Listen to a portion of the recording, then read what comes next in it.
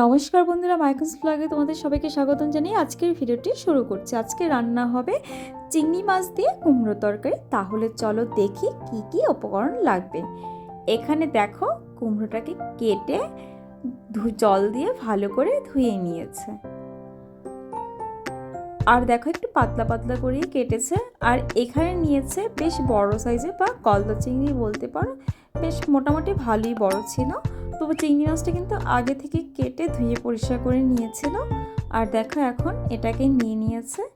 আর ওইদিকে এখন উনানটা ধরিয়ে দিচ্ছে, কড়াইটাও বসিয়ে দিয়েছে, দিয়ে দিচ্ছে সর্ষের তেল। তো তেলটাকে দিয়ে কিন্তু অবশ্যই ভালো করে তেলটাকে গরম করে নিতে হবে।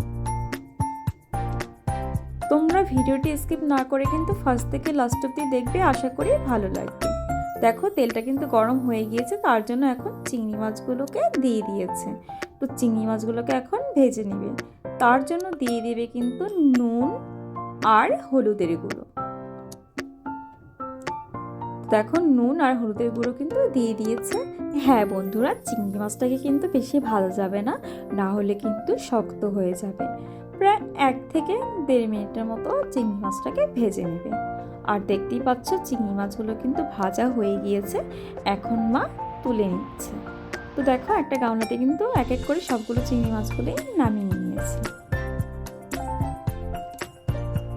আর এখন এটাকে এক সাইডে রেখে দিবে। তো এই কড়াইতে রান্না করবে যেহেতু, তার জন্য দিয়ে দিচ্ছে পরিমাণ মতো সর্ষের তেল। আর দেখো তেলটা কিন্তু গরম হয়েছে। ফোড়নে দিয়ে দিচ্ছে গোটা জিরে আর সামান্য কালো জিরে। এরপর দিয়ে দিচ্ছে একটা তেজপাতা। তো এখন যে কুমড়োটা ছিল সেটাকে দিয়ে দিচ্ছে। অবশ্যই কুমড়োটাকে কিন্তু ভালো করে ভেজে নিতে হবে। আর দেখো কুমড়োটাকে দিয়ে এখন নেড়ে নিচ্ছে। এরপর কিন্তু এক এক করে মশলাগুলো অ্যাড করে নেবে। যেমন দিয়ে দিচ্ছে পরিমাণ মতো নুন, এরপর দিয়ে দিবে আদা বাটা, লঙ্কা বাটা 2 চামচের মতো, তোমরা যেরকম ঝাল খাবে সেরকমই পরিমাণটা দেবে। এরপর দিয়ে দিচ্ছে চেরা কাঁচা লঙ্কা। আর দেখো বন্ধুরা, চিংড়ি মাছগুলো কি সুন্দর করে ভেজে নিয়েছে। এটা কিন্তু এক সাইডে রেখে দেবে। আর এই কুমড়ো তরকারি কার কার ভালো লাগে অবশ্যই কমেন্টে জানাবে। তো দেখো এখন মা একটু নেড়ে নিচ্ছে। হ্যাঁ বন্ধুরা, চিংড়ি মাছ দিয়ে কিন্তু যে কোনো রেসিপি রান্না করলেই কিন্তু খেতে খুব টেস্টি হয়, তাই না বলো? এখন দিচ্ছে হলুদের গুঁড়ো, ধনের গুঁড়ো, জিরের গুঁড়ো। এরপর ঢাকনা দিয়ে ঢেকে দিবে প্রায় 5 থেকে 6 মিনিটের জন্য। তো বন্ধুরা এখন দেখো ঢাকনাটা খুলে নিয়েছে। আর কুমড়োর যে জলটা ছিল সেটাও কিন্তু প্রায় শুকিয়ে গিয়েছে। আর এখন কুমড়োটাকে ভালো করে ভেজে নেবে। দিয়ে দিচ্ছে ভেজে রাখা চিংড়ি মাছগুলো। আর এখন এগুলোকে ভালো করে একটু ভেজে নিতে হবে। আর কুমড়োটা কিন্তু প্রায় সেদ্ধ হয়ে এসছে হাফ। আর দেখো উল্টি পাল্টি ভালো করে নিয়ে নিচ্ছে। আমাদের রান্নার ভিডিওটি তোমাদের কাছে কেমন লাগে অবশ্যই কমেন্টে জানাবে।